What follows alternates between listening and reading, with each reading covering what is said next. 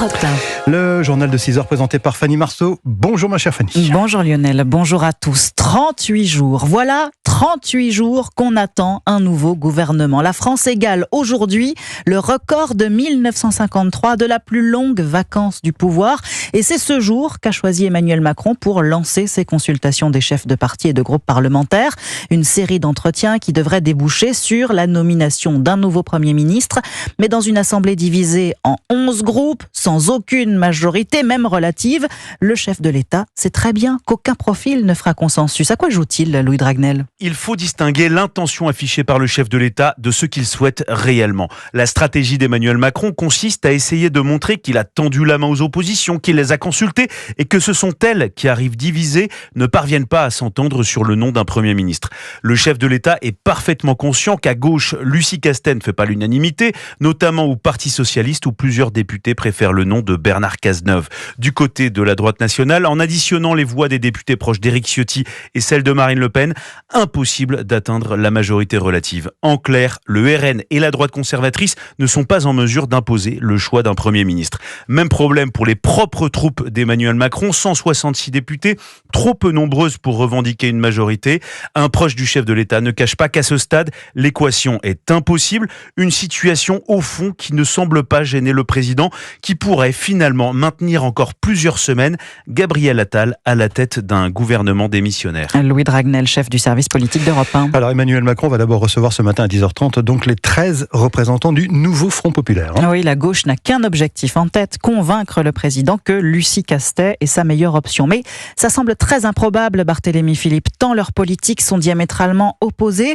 Sur le budget, par exemple, le gouvernement démissionnaire prépare un gel des dépenses, alors que la gauche envisage tout le contraire. Oui, le NFP mise sur un choc de dépenses pour doper la croissance, comme l'explique le secrétaire national du Parti communiste, Fabien Roussel. Il faut augmenter de 30 milliards d'euros le budget de l'État à 522 milliards d'euros. Parmi ces dépenses, l'augmentation de 10% du salaire des fonctionnaires et des aides au logement, mais aussi des investissements massifs dans les services publics. La gauche veut toutefois compenser ces nouvelles dépenses par un impôt sur le revenu renforcé pour les plus riches, le retour de l'exit tax et de l'ISF et la suppression de certains avantages fiscaux pour les entreprises. Objectif, un budget globalement équilibré, explique la députée PS Christine Pires-Beaune. Dépenses supplémentaires, il y a forcément des recettes supplémentaires si on veut effectivement pas dégrader le déficit. Pour autant, le contre-budget du NFP ne respecterait pas la trajectoire de rétablissement des finances publiques prévue par le gouvernement démissionnaire.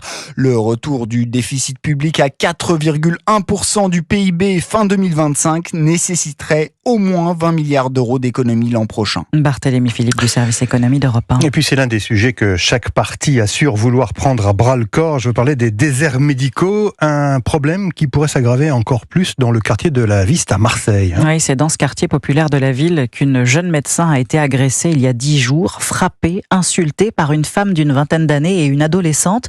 Pourquoi ? Eh bien parce qu'elle avait refusé de leur délivrer une ordonnance pour quelqu'un d'autre, quelqu'un qui était absent. Le traumatisme est tel que le docteur pourrait quitter le cabinet.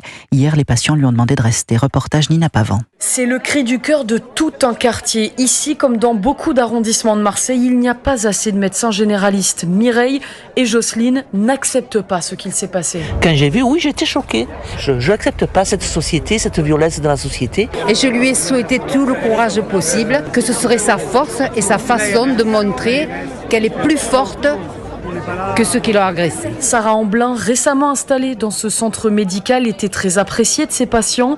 Toujours sous le choc, elle ne sait pas si elle va continuer ce qu'elle décrit comme un véritable sacerdoce. J'ai choisi de venir ici parce que je voulais être utile et je sais que ici je pourrais être utile. Après, je vous avoue que cet événement m'a fait un peu tout remettre en question. Ces agresseurs, 2 jeunes femmes, n'ont toujours pas été interpellées. Aujourd'hui, les médecins du centre espèrent plus de sécurité à l'avenir pour ne pas aller au travail, la peur au ventre. Marseille, Nina Pavant, Europe 1. Il est 6h06 sur Europe 1. Aux États-Unis, le discours très attendu cette nuit de Kamala Harris. Oui, au dernier jour de la convention démocrate à Chicago, la vice-présidente américaine a été longuement ovationnée avant de pouvoir prendre la parole et d'accepter l'investiture du parti pour la prochaine présidentielle. On behalf of the people, au nom du peuple, au nom de tous les Américains, quel que soit leur parti, leur race, leur genre, au nom de ma mère, au nom des Américains comme ceux avec lesquels j'ai grandi.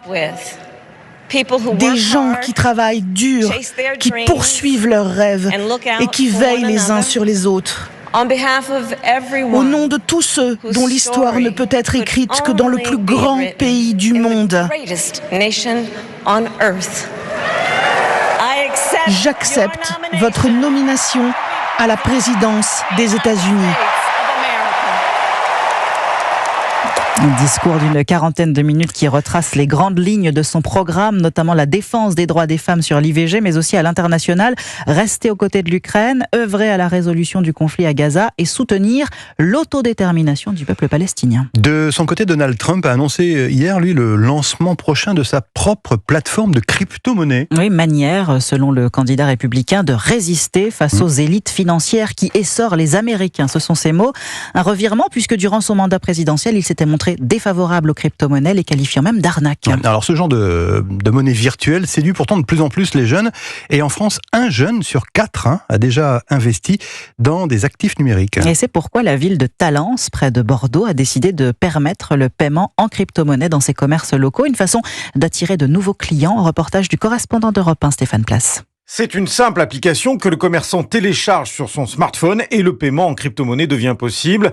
Bertrand Cousin dirige l'agence de développement économique de la ville de Talence. Alors les détenteurs de crypto-monnaie, ils ont un wallet, c'est donc le portefeuille sur lequel ils ont leur argent. Ils vont juste ouvrir leur wallet, ils vont tendre leur téléphone vers le QR code que le commerçant leur tend et ils paieront donc, mettons, une bouteille à 15 € chez un caviste ou une côte de bœuf. Lui, ça lui débite de la crypto, plus la flat tax et les taxes qui concernent la crypto-monnaie, mais ils sont habitués. Et le commerçant, par contre, lui, il reçoit ses 15 € en euros dès le lendemain et surtout sans aucun frais. Un système de paiement que Frédéric Martini a tout de suite adopté. Il dirige l'Alcala, un restaurant italien dans le centre de Talence, une ville qui compte de très nombreux étudiants, 27% de la population à moins de 30 ans. J'ai adhéré de suite à l'idée parce qu'aujourd'hui on a une clientèle aussi très jeune qui est bien sûr sensible à tout ce type de crypto-monnaie. Récemment justement, on a eu des jeunes de l'université qui m'ont posé la question quand est-ce qu'on... Donc ça, c'est vrai que ça m'a donné la puce à l'oreille. Pour nous, c'est très très simple. À l'usage, c'est très simple. Aujourd'hui, 17 commerces acceptent les paiements en crypto-monnaie. L'objectif est d'en doubler le nombre dès la rentrée. Talence, Stéphane Place, Europe 1. 6h09 sur Europe 1. Tiens, voilà une jolie histoire qui devrait vous attendrir ce matin. Ça se passe en Irlande et plus précisément dans le zoo de Dublin. C'est une histoire de solidarité maternelle entre humaines et orang-outans. Plusieurs dizaines de mères allaitantes se sont relayées avec leurs nourrissons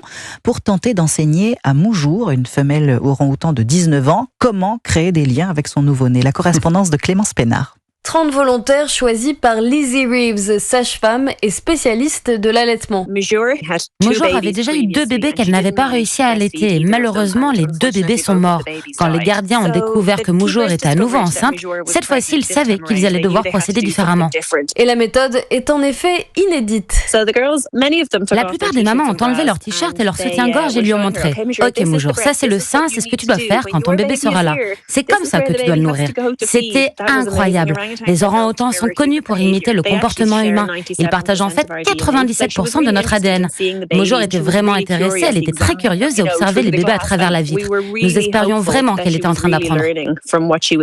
Moujour a donné naissance le 31 juillet à un petit mâle en bonne santé. Malheureusement, malgré tous ses efforts, elle n'a pas tenu le bébé au bon endroit pour l'allaiter, explique le zoo, qui a dû finalement le nourrir au biberon. Dublin, Clémence Pénard, Europe 1. Un mot de football et la victoire hier soir des Lensois à 10-11 en barrage de la Ligue Europa Conférence. 2-1 face au Panathinaikos. Match retour prévu en Grèce jeudi prochain avec à la clé une qualification pour la phase de poule. Merci Fanny Marceau, à tout à l'heure.